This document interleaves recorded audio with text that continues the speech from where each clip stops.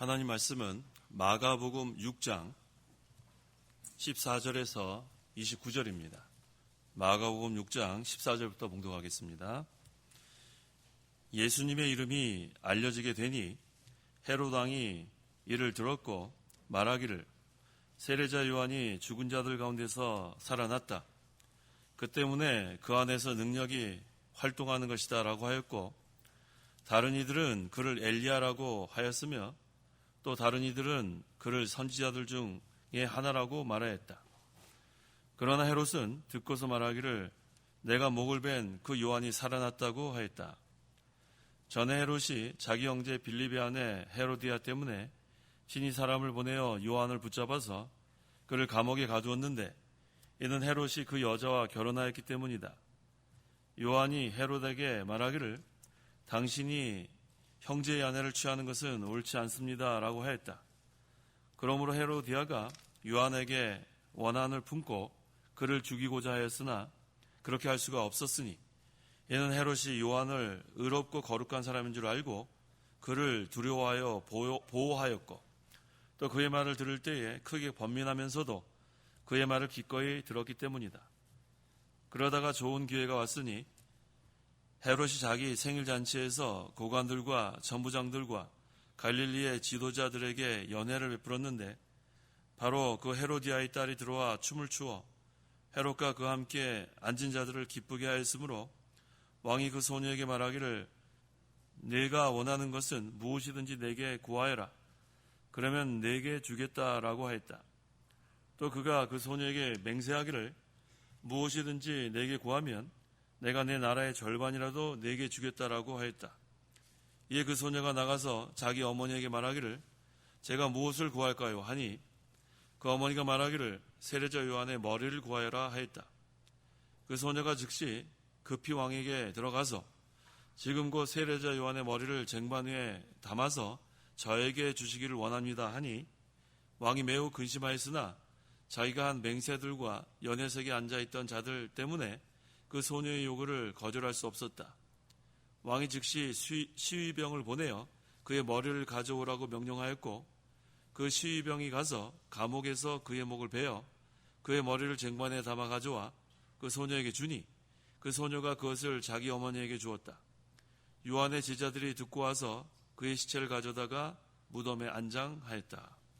29절까지 봉독했습니다. 본문은 세례자 요한이 헤롯 왕에 의해서 순교당한 내용을 증거하고 있습니다. 그러므로 이 시간 증거할 말씀의 제목은 세례자 요한의 순교, 세례자 요한의 순교란 제목으로 말씀 증거하겠습니다. 14절, 15절. 14절 예수님의 이름이 알려지게 되니 헤롯 왕이 이를 들었고 말하기를 세례자 요한이 죽은 자들 가운데서 살아났다. 그 때문에 그 안에서 능력이 활동하는 것이다 라고 하였고 다른 이들은 그를 엘리야라고 하였으며 또 다른 이들은 그를 선지자들 중의 하나라고 말하였다. 예수님의 이름이 알려지게 되니라고 했습니다. 예수님의 이름이 알려졌다는 것은 예수님의 능력이 나타난 거예요. 예수님의 능력 있는 역사, 또 큰 표적들이 지금 나타났습니다. 그래서 많은 사람들이 예수님의 그 능력을 보게 됐어요. 그래서 이 제자들의 또 전도에 의해서 많은 사람들에게 예수님의 이름이 또 증거되기도 했습니다. 그런데 예수님께서 행하신 이 능력의 역사를 전해들은 헤롯 왕은 지금 이거 예수님을 제대로 알지 못하고 세례자 요한이 살아나서 자기가 죽인 그 세례자 요한이 살아나서 그 예수라는 사람 안에서 그 능력이 지금 역사한다. 그렇게 생각하고 있습니다. 그 다음에 또 예수님을 제대로 깨닫지 못한 사람은 예수님을 엘리야라고 또 그렇게 또 생각하는 사람이 있었고 또 선지자들의 하나라고 생각하는 사람이 있었고 또 예레미야라고 또 얘기하는 사람이 있었어요. 마태복음 16장 14절. 또 다른 이들은 예레미야 또는 선지자들 중에 하나라고 합니다. 자, 이 예수님께서 이와 같이 하나님의 아들로 오셨고 또 능력을 나타내셨고 큰 표적들을 보여줬는데도 불구하고 예수님을 깨닫지 못하는 사람들이 대부분이에요. 이거 얼마나 어리석어요. 그러나 예수님은 계속해서 이 구원운동을 해나갔습니다. 왜냐하면 하나님의 택한 백성들은 그것을 보고 믿게 되기 때문에. 그래서 예수님께서 이 땅에 오신 것은 모든 사람을 위해 오신 게 아니고 하나님의 백성을 위해서 오셨어요. 그래서 그 표적을 보고 하나님의 백성들은 깨닫게 됩니다. 16절. 16절. 그러나 헤롯은 듣고서 말하기를 내가 목을 벤 그 요한이 살아났다고 하였다. 어떤 사람들은 예수님을 엘리야라고도 하고 또 선지자들 중에 하나라고 하고 또 예레미야라고도 하고, 하지만 헤롯은 누구라고 생각했어요? 죽었던 세례 요한이 살아난 걸로 그렇게 생각을 했습니다. 헤롯이 아주 비윤리적 행동을 한 사람이에요. 그런데 그것을 누가 비판했냐면, 책망했냐면 세례자 요한이 책망했어요. 세례 요한. 우리 세례 요한이 더 익숙하죠? 세례 요한이 익숙해요? 세례자 요한이 익숙해요? 세례 요한이 익숙해요? 네, 세례 요한이 저도 익숙해요. 그래서 이 헤롯이 양심이 있기 때문에 이렇게 세례 요한이 책망하니까 그 마음에 자책, 죄책감을 좀 갖고 있었어요. 그런데 그 세례 요한을 자기가 죽였단 말이에요.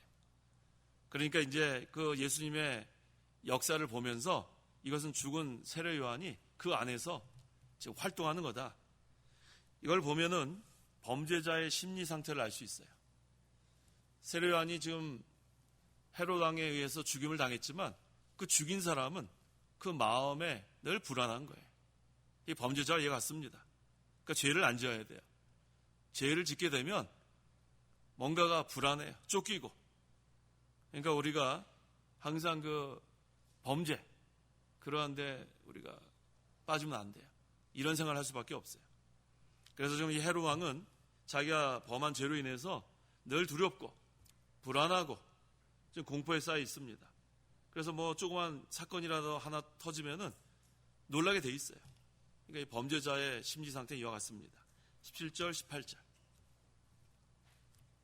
17절. 전에 헤롯이 자기 형제 빌립의 아내 헤로디아 때문에 친히 사람을 보내어 요한을 붙잡아서 그를 감옥에 가두었는데 이는 헤롯이 그 여자와 결혼하였기 때문이다.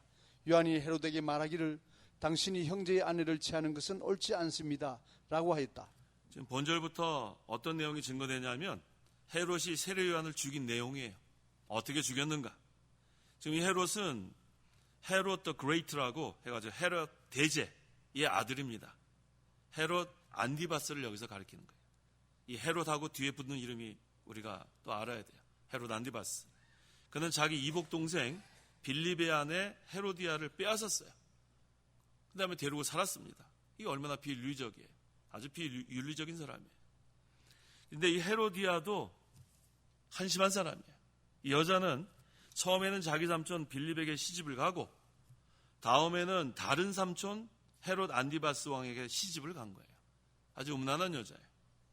헤롯 집안의 혼인관계는 불륜과 추악으로 가득 차 있습니다. 세례 요한이 헤롯 왕의 권세를 두려워하지 않고 생명 내놓고 이거 잘못했다고 지금 면책하는 거예요. 이것을 이렇게 얘기할 수 있는 세례 요한도 대단합니다. 이 세례 요한이 이렇게 헤롯 왕에게 책망할 수 있었던 것은 출애굽기 20장 14절 17절에 간음을 금지합니다. 성경에서. 또 레위기 20장 21절에는 근친상간을 금지해요. 이 구약 성경을 근거로 해가지고 이 헤롯이 두 가지 죄를 범했다는 것을 이 세례 요한이 책망한 거예요. 하나님의 종은 이와 같이 잘못된 것을 잘못됐다고 얘기할 수 있어야 돼요. 무조건 좋게만 얘기하면 안 됩니다. 이거 얼마나 큰 죄를 범했어요. 간음죄, 근친상간의 죄. 그러니까 이 세례 요한이 지금 헤롯 왕에게 이 잘못한 것을 분명히 책망했습니다. 그로 인해서 이 세례 요한이 감옥에 갇히게 된 거예요. 그 다음에 이 감옥은 아주 여기 알아보니까 사해 동편 베레아의 남쪽 마케루스 성중의 감옥이라고 해요. 아주 거기에 갇히면 나올 수가 없는 그러한 감옥에 갇혔습니다. 19절에서 20절. 19절. 그러므로 헤로디아가 요한에게 원한을 품고 그를 죽이고자 하였으나 그렇게 할 수가 없었으니 이는 헤롯이 요한을 어렵고 거룩한 사람인 줄 알고 그를 두려워하여 보호하였고 또 그의 말을 들을 때에 크게 번민하면서도 그의 말을 기꺼이 들었기 때문이다. 이 헤로디아는 음란한 여자입니다. 그 다음에 이 헤로디아가 잔인한 여자예요. 우리 음란한 건 이미 알았죠? 잔인한 건 어떻게 하는지 아세요? 마지막 아까 읽어볼 때 뭐라 그랬어요? 세례요한의 목을 원했어요? 목을 잘라가지고 달라 그럴 정도가 얼마나 잔인해요. 세상에 이런 여자가 어디 있어요? 음란하고 잔인한 여자가 바로 헤로디아입니다. 세례자 요한이 지금 잘못했다고 책망하니까 회개해야 되는데 회개는 하지 않고 오히려 지금 세례 요한에게 원한을 품고 그를 죽이려고 하고 있어요. 이 얼마나 악합니까? 하지만 헤롯은 세례 요한이 의로운 사람인 줄 알았어요. 거룩한 사람인 줄 알고 있었습니다. 그래서 이 세례 요한이 책망할 때 그 마음에 늘 번민했어요. 그러면서도 세례 요한의 책망을 기꺼이 받아들였어요. 이 헤롯이 좀 우유부단한 사람이에요. 좀 견고한 사람이면은 바로 설 텐데 마음에 또 번민은 또 왜 번민을 해요? 옳은 말 하면은 확실하게 바로 서면 되는데 이 헤롯도 이 회개하지 못했어요. 그 다음에 이 헤롯이 또 잘못한 것은 그 헤로디아의 비유 맞추다가 이 권력을 남용합니다. 그래서 이 세례 요한을 감옥에 가두게 된 거예요. 자, 이걸 보니까 지금 헤롯 왕에는 마귀가 역사한 거예요. 헤롯이 믿음이 있었다면 이와 같이 하지 않았습니다. 하나님의 종이 책망할 때 회개하고 바로 섰을 텐데 지금 이 회개할 기회를 놓치고 이 하나님의 종을 감옥에 가두고 이거 벌써 죄의 종이 된 거예요. 또 마귀의 종이 됐습니다. 그러니까 누구든지 옳은 것을 알면서도 그 길을 버리고 죄악의 길로 가면 그게 바로 죄의 종이에요. 그게 바로 마귀의 종입니다. 겉으로만 그냥 살살살살 하는 사람들이 있어요. 앞에서만 그냥 살살살살 속에는 땀만 붓고 있으면서 그런 사람 모를 것 같죠? 다 알아요. 알면서도 두고 보는 거예요. 어떻게 변화되는가. 그런 사람들이 아주 위험해요. 겉과 속이 다른 사람들이 있죠? 그런 사람 있어요? 네, 겉과 속이 다른 사람은 믿을 수가 없어요. 앞에서는 그냥 살살살살 하는데 그 마음속에는 시커멓단 말이에요. 그런 사람은 하나님의 일을 못합니다. 다 그 잘못된 것이 드러나는 때가 반드시 있습니다. 에베소서 5장 13절 13절 그러나 책망을 받는 것들이 빛에 의해 드러난다. 그렇죠? 빛에 의해 드러납니다. 지금은 몰래 지금 내 마음을 누가 알겠느냐? 겉으로만 그냥 하나님 일 하는 것처럼 하지만 속으로는 땀만 뿜는 사람. 하나님께서 다 드러나게 하는 때가 옵니다. 지금 이 세례 요한과 이 헤롯의 가는 길이 다릅니다. 세례 요한은 하나님의 인도를 받는 사람이에요. 누구를 인도받아요? 하나님 인도. 그 다음에 이 헤롯은 마귀의 인도를 받아요. 누구 인도를 받아요? 두 길밖에 없어요. 하나님의 인도를 받는가? 아니면 마귀의 인도를 받는가? 하나님의 인도를 받는 사람은 하나님의 종이 되고 마귀의 인도를 받는 사람은 마귀 종이 되는 거예요. 이 두 가지 길밖에 없어요. 헤롯은 지금 하나님의 말씀을 듣고도 회개하지 않습니다. 괴로워만 하는 거예요. 괴로워만. 괴로워만 할 게 뭐가 있어요? 바로 서면 되지. 괴로워할 필요 전혀 없습니다. 우리가 잘못된 길에서 돌이키는 게 그게 회개예요. 잘못된 길 가다가 멸망의 길에서 돌이키는 것. 그게 생명의 길로 우리가 돌아오는 길입니다. 지금 이 헤롯이 아주 큰 범죄를 저질렀어요. 하나님의 종을 죽였습니다. 그런데 이 세례 요한은 처음부터 세상의 부귀영화는 관심이 없었어요. 세례 요한이 광야에서 생활할 때 보면 얼마나 검은소인지 모릅니다. 세례 요한은 광야 생활하는 사람이 광야 생활. 나는 광야 외치는 자의 소리다. 그러니까 우리 예수님께서 뭐라고 했죠? 마태복음 11장 7절 8절 7절 그들이 떠나자 예수께서 요한에 관하여 무리들에게 말씀하기 시작하셨다. 너희가 무엇을 보려고 광야에 나갔더냐? 바람에 흔들리는 갈대냐? 아니면 무엇을 보려고 나갔더냐? 부드러운 옷을 입은 사람이냐? 보아라, 부드러운 옷을 입은 자들은 왕궁에 있다. 세례 요한은 바람에 흔들리는 갈대나 사람의 의견이나 풍조에 의해서 움직이는 사람이 아닙니다. 요한은 부드러운 옷을 입고 편안한 생활을 하기 위해서 권세에 아부하면서까지 왕궁에 있는 그런 사람 아니에요. 의를 위해서는 생명을 내놓는 사람이에요. 그럼 이 세상에 아부하면서 왕궁에 권세를 가지고 얼마나 그 시절이 오래 가겠어요? 몇 년 못 가요. 나중엔 다 또 내쳐지는 날이 오게 되는 거예요. 계속 바뀌니까, 왕이 바뀌니까. 우리 성도는 의를 위해서 사는 사람이 돼야 돼. 의를 세워나가기 위해서 생명을 내놓고 나가는 사람. 그게 바로 세례 요한과 같은 사람입니다. 헤롯 왕이 요한에게 책망을 받은 것은 그것은 아무나 그렇게 책망할 수 있는 게 아니에요. 의를 세우려고 하니까 세례 요한이 생명 내놓고 이와 같이 할 수 있었습니다. 하나님의 말씀에 의해서 책망받는 게 참 중요합니다. 그래서 우리가 예배 시간에 이 하나님의 말씀이 선포될 때 그 말씀에 의해서 책망받는 게 큰 은혜인 줄 알아야 돼요. 어떤 사람은 책망받을 때 저 목사님이 저 어떻게 알았을까? 누가 가서 목사님한테 얘기해서 내 얘기를 할까? 그런 사람 가끔 있어요. 아주 어리석은 사람이에요. 제가 어떻게 알아요? 지금 성도 여러분 마음 상태를 제가 어떻게 합니까? 지금 무슨 생각하고 앉아 계신지 제가 어떻게 알아요? 저는 그저 하나님의 말씀을 선포만 하는 것뿐이에요. 근데 하나님의 말씀이 우리에게 교훈이 되고 또 책망을 받고 그 다음에 의의 사람으로 우리가 세워져 나가는데 유익하면 그게 은혜 받는 거예요. 그래서 우리가 하나님의 말씀을 들을 때 책망받는 게 좋아요, 안 좋아요? 좋아요, 안 좋아요? 좋은 거예요.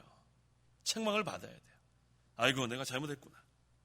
그렇게 되면 생명의 빛으로 인도함 받는 거예요. 돌이키니까. 책망 받아야 돌이킵니다. 우리 스스로 죄를 깨닫지 못할 때가 참 많아요. 근데 이 말씀을 통해서 책망받는 게 참 중요합니다. 지금 헤롯 왕이 이 말씀에 의해서 책망받았는데도 불구하고 지금 생명의 빛 가운데로 가지 못하고 오히려 지금 멸망의 길로 가게 된 거예요. 그래서 그 생명의 빛을 버리고 세례 요한을 감옥에 가두었습니다. 근데 지금 세례 요한은 이러한 장소적인 감옥에 가두었지만 헤롯 그 자신은 영적 감옥에 갇히는 거예요. 이 영적 감옥에 갇히는 게 무서운 겁니다. 늘 불안에 떨고 조그만 일만 생겨도 아이고 이거 벌 받는 거 아닌가. 이 범죄자가 그런 심리 상태예요. 범죄자가 겉으로는 뻔뻔스럽게 다니는 것 같죠? 그 마음엔 늘 불안해요. 그 불안해서 살 수 있겠어요? 그 불안해서 벗어나는 길은 뭐예요? 회개하고 바로 서는 거예요. 회개하고 바로 서는 거. 범죄자의 말로는 비참합니다. 하지만 회개하고 바로 서면 다시 생명의 길로 인도함 받게 됩니다. 그래서 우리는 죄를 지면 안 돼요. 죄를 짓게 되면 죄의 종이 됩니다. 요한복음 8장 34절. 34절 예수께서 그들에게 대답하셨다. 내가 진정으로 너에게 말하니 죄를 짓는 자는 모두 죄의 종이다. 죄를 짓는 자는 뭐라고 했어요? 죄의 종이란 말이에요. 그래서 우리가 죄를 지면 벌써 죄의 종이 된 거예요.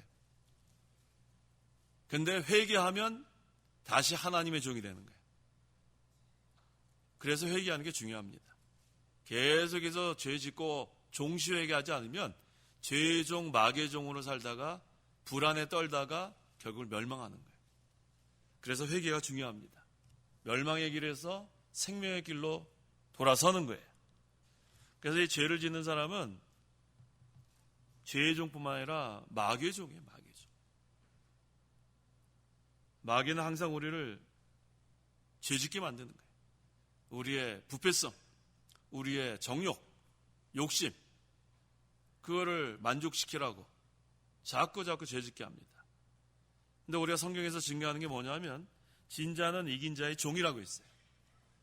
죄한테 지면 죄의 종, 마귀한테 지면 마귀 종이 되는 거예요. 그러니까 이겨야 된단 말이에요. 이겨야 돼. 근데 우리가 이길 수 있는 힘이 없어요. 이길 수 있는 힘이 없어요. 그래서 예수 그리스도로 말미암아 이겨야 됩니다. 우리 예수 그리스도는 죄와 사망과 마귀의 권세로부터 다 승리하셨기 때문에 예수 그리스도를 믿는 성도는 지금 예수 그리스도와 연합되고 예수님이 승리하면 그 승리가 내 승리가 되는 거예요. 근데 자꾸 예수님을 떠나서 살아서 문제에 떠나서 마음이 자꾸 떠납니다. 세상적으로 점점 기울어지니까 그러니까 또 우리가 죄한테 지고 또 마귀한테 지고 그래도 낙심하면 안 된다고 했죠.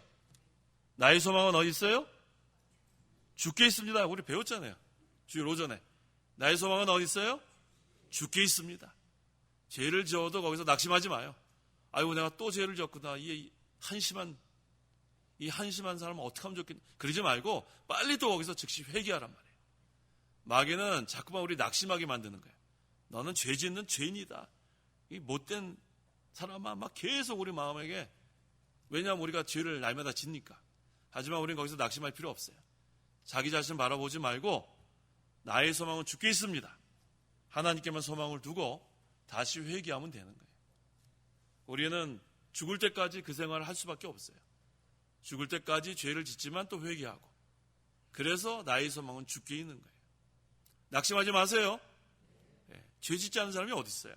근데 마귀는 이 죄이나 계속 우리를 억누르는 거예요. 회개도 못하게 하려고. 근데 우리 회개하면 되는 거예요. 회개하면. 어떠한 죄라도 우리 예수님께 회개하면 예수님의 그 피가 우리 모든 죄를 사했는데 다 용서해 주십니다. 회개하십시오. 자, 여기 21절에 보니까 그러다가 좋은 기회가 왔으니 헤롯이 자기 생일 잔치에서 고관들과 천부장들과 갈릴리의 지도자들에게 연회를 베풀었는데, 자기 생일이면 조용히 가족끼리 그냥 케이크나 하나 자르든지 뭘 대단하다고. 이게 벌써부터 이 사람은 이 권세 이런 거 누리는 거 좋아하는 사람이에요. 그 다음에 연회를 베푼 거 보니까 아주 방탕한 사람이에요. 뭐 생일이 뭐 대단하다고. 그렇죠? 생일잔치 뭐 이렇게 떠들썩하게 할 필요 없어요. 조용히 하나님께 생일날 일어나서 감사합니다. 태어나게 해서 감사합니다. 뭐 가족들과 간단히 뭐 조금 뭐 외식을 하든지 뭘 이렇게 요란하게. 벌써 이게 잘못된 거예요. 그때 이제 마귀가 벌써 이렇게 유혹할 수 있는 기회가 됐어요. 이렇게 크게 연회를 베풀고 방탕할 때 마귀가 지금 누구한테 들어갔냐면 헤로디아의 딸에게 들어갔습니다. 뭐 헤로디아가 음란하고 잔인한 여자인가 보니까 딸도 뭐 모르겠어요. 딸 여기 성경에 정확히 나오지 않았으니까. 딸이 보통 누구 닮아요? 엄마 닮죠, 뭘. 맞죠? 헤로디아랑 비슷할 것 같아요. 자, 지금 세례 요한은 감옥에 있습니다. 감옥에 있고 항상 기도하는 생활을 했어요. 왜? 벌써 그 감옥은 나오기 힘든 그러한 감옥에 갇힌 거예요. 거기서도 이제는 순교할 때가 가까운 줄 알고 하나님께 기도 생활을 했습니다. 그래서 세례 요한의 마음에는 편안했을 거예요. 하나님 나라가 이루어지니까.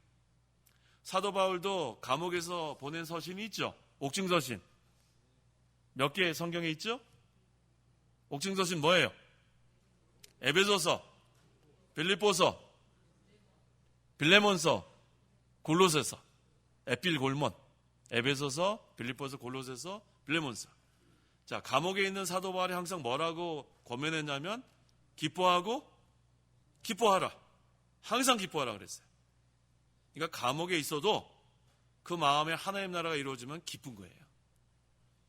이 세례 요한도 마찬가지예요. 사도 바울도 마찬가지고.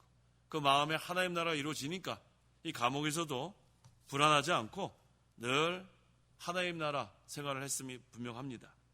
22절, 23절.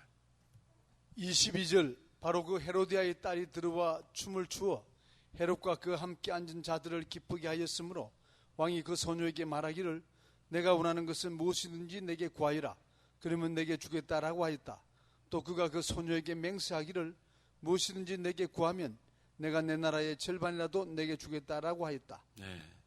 자, 이 왕이라는 사람이 정신이 없어요, 지금. 헤롯 왕이 지금 헤로디아의 딸이 춤을 추는 것을 보고 마음이 아주 기뻤어요.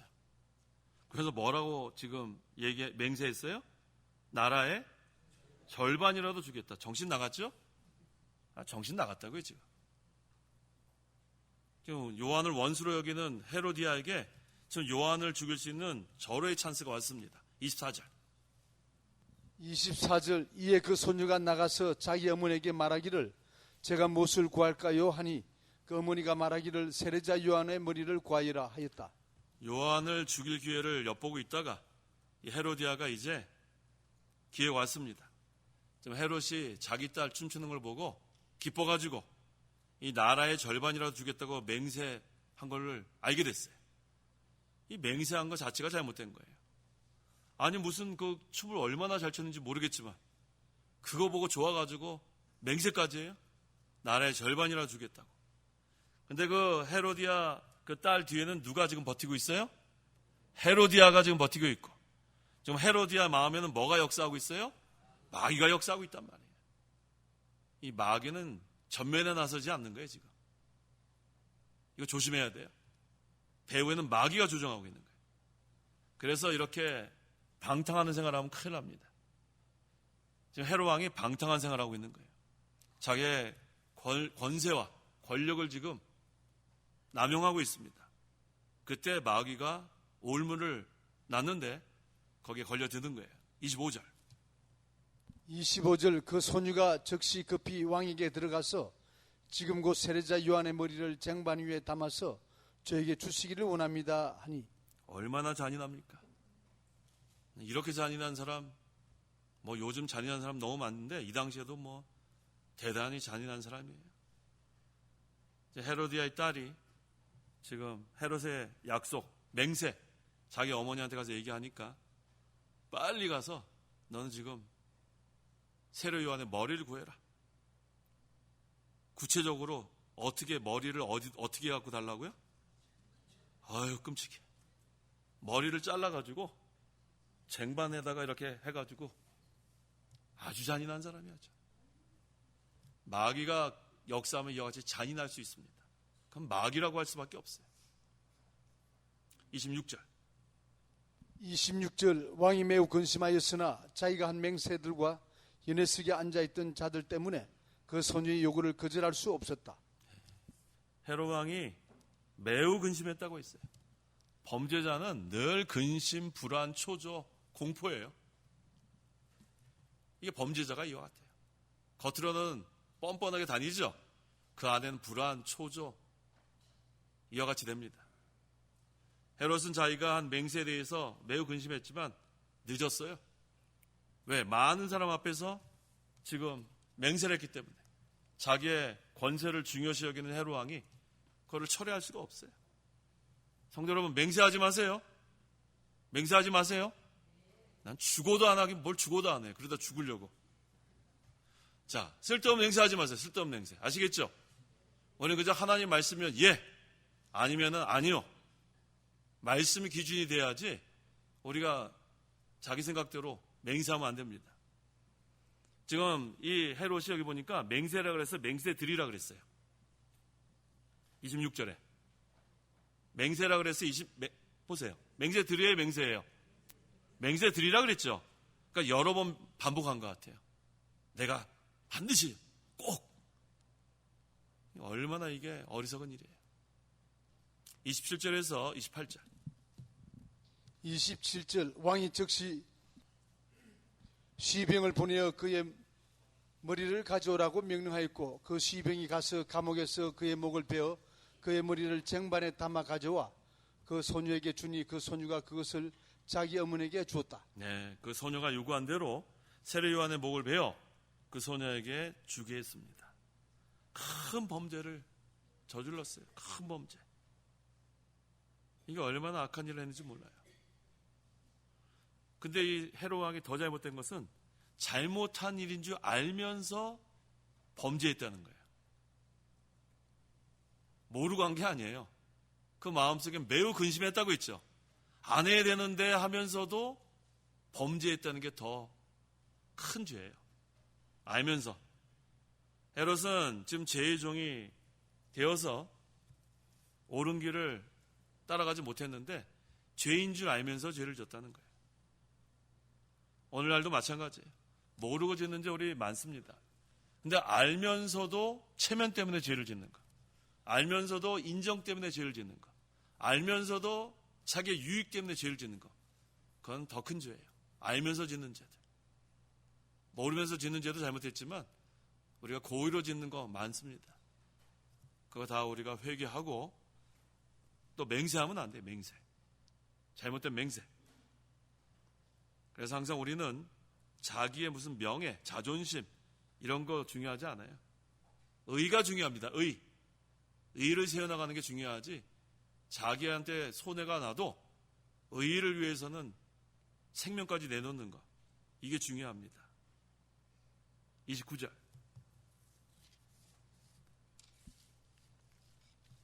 29절.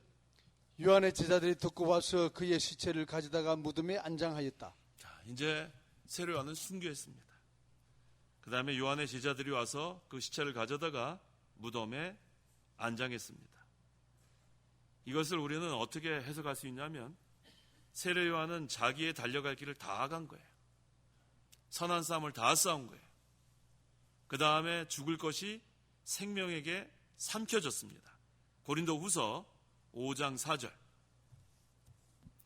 죽을 것이 생명에게 삼켜지게 하려는 것이다 라고 했습니다. 죽을 것이 뭐에게 삼켜져요? 생명에게 삼켜진다. 이게 무슨 뜻이냐면, 이 죽을 것이라는 것은 육신대로 사는 생활을 말하는 거예요. 육신대로 사는 생활. 그 다음에 생명은 영적 생명의 역사. 그러니까 육신대로 사는 생활은 죽는 거고, 영적 생명으로 사는 것은 사는 거예요. 우리 믿는 성도는 둘 중에 하나로 사는 거예요. 어차피 죽을 것, 육신대로 사는 생활은 다 없어지는 거예요. 하지만 생명에게 삼켜지는 것, 영적 생명의 역사가 있는 생활을 하면 그건 남는 겁니다. 그러니까 우리가 똑같이 이 세상 사는데 육신대로 사는 사람이 있고 영적 생명의 역사가 날마다 있는 그런 신앙생활을 하는 사람이 있는 거예요. 그러면 우리가 어떻게 해야지 영적 생명의 역사, 영적 생명으로 사는 생활을 하는가? 중생한 영이 성령을 힘입어야 이 생활을 할 수 있어요. 육신대로 사는 것은 자기의 정욕, 자기의 욕심을 채우려고 사는 생활이고, 영적 생명으로 사는 사람은 중생한 영이 성령을 힘입어서 사는 거예요. 그래서 두 길 중에 하나예요. 그런데 육신대로 사는 생활은 다 없어집니다. 다 없어지게 돼 있어요. 하지만 영적 생명으로 사는 생활은 다 남습니다. 말씀 순종하면서 살기 때문에. 그래서 죽을 것이 생명에게 삼켜지게 하려는 것이다. 이게 참 중요한 거예요. 육신대로 사는 것은 편안합니다. 왕궁에서 부드러운 옷을 입고 삽니다. 하지만 영적 생명으로 사는 생활은 광야 생활을 할 수 있어요. 메뚜기도 먹고, 낙타 옷을 입고, 약대 옷을 입고, 그렇게 화려하지 않아요. 그런데 그 속에 생명의 역사가 있는 거예요. 그래서 우리가 이 세상 사는 동안이 그렇게 길지 않아요. 이 육신의 것을 다 누리려고 하지 말고 영적 생명의 역사가 있는 생활, 그게 바로 진리를 삼아하는 사람들이에요. 그게 바로 하나님께서 사랑하는 자들이에요. 그것은 다 남습니다. 말씀 순종한 것, 의의 길을 걸어간 것, 생명길 걸어간 것. 그렇다면 이 세례 요한이 죽을 것이 생명에게 삼켜졌다고 했는데, 육신의 생명이 완전한 영혼의 생명에게 삼켜진 거예요. 우리는 육신을만 죽일 수 있는 사람을 두려워하지 말고 누굴 두려워하라? 몸과 영혼을 멸하실 수 있는 하나님을 두려워해야 돼요. 이거 육신 우리가 죽이려면 죽이라 그래요. 세례 요한 목 잘라졌죠? 목 잘라주면 그 다음에 육신은 아무것도 아니에요. 그 영혼은 즉시 하늘나라 가서 하나님 품에 안겼는데 뭘 걱정할 게 있어요. 이게 바로 죽을 것이 생명에게 삼켜진 거예요. 우리는 사람을 두려워할 게 전혀 없습니다. 몸과 영혼을 멸하실 수 있는 분, 하나님을 두려워하는 게 중요한 거예요. 우리는 육신대로 사는 생활은 없어진다는 거 기억하시고 영적 생명의 역사가 있는 생활, 영적 생명이 점점 커가는 생활, 자라나는 생활, 만들어지는 생활, 이것이 중요합니다. 세례요한은 순교했죠? 순교했죠? 세례요한이 이렇게 순교할 수 있었던 비결이 뭔지 알고 싶죠? 알고 싶지 않은 얼굴인데요. 순교할 수 있는 비결이 뭔지 알고 싶으세요? 예, 한 군데만 찾고 우리 마치겠습니다. 요한복음 3장 30절. 30절. 같이 읽을 거예요. 요한복음 3장 30절. 세례요한이 이렇게 주를 위해서 순교할 수 있었던 비결이 여기 나와 있습니다. 다 찾으세요. 요한복음 3장 30절. 시작. 그분은 흥하여야 하고 나는 쇠하여야 한다. 한 번 더. 그는 흥하여야 하고 나는 쇠하여야 한다. 이제 성경 보지 말고 저를 보세요. 시작. 그분은 흥하여야 하고 나는 쇠하여야 한다. 요한복음 3장 30절. 기도하십시오. 기도하겠습니다. 하나님 아버지 감사합니다. 우리를 죄 가운데서 구원하여 주시고 이제 우리 심령에 하나님 나라가 이루어지게 하심을 감사합니다. 이제 우리가 이 의를 세워나가는 그러한 일에 충성해야 될 터인데 세상이 점점 악하고 패역한 세대가 되어서 의를 세워나가기가 참으로 어려운 세대가 되었습니다. 하지만 세례 요한이 헤롯 왕이 잘못했을 때 생명을 내놓고 하나님의 말씀으로 책망한 것처럼 우리도 옳은 길을 걸어가고 또 옳은 이 복음의 말씀 이것을 선포하는데 우리가 생명 내놓고 나갈 수 있도록 도와주시옵소서.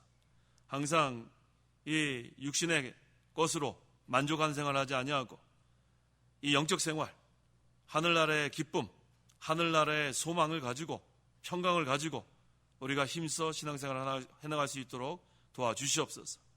육신대로 생활한 것은 다 없어지고 영적 생활한 것만 남는 데가 있사오니 끝까지 그리스도로 말미암아 이기고 또 이기는 생활할 수 있도록 저희들을 붙들어 주시옵소서. 예수님의 이름으로 기도하옵나이다. 아멘.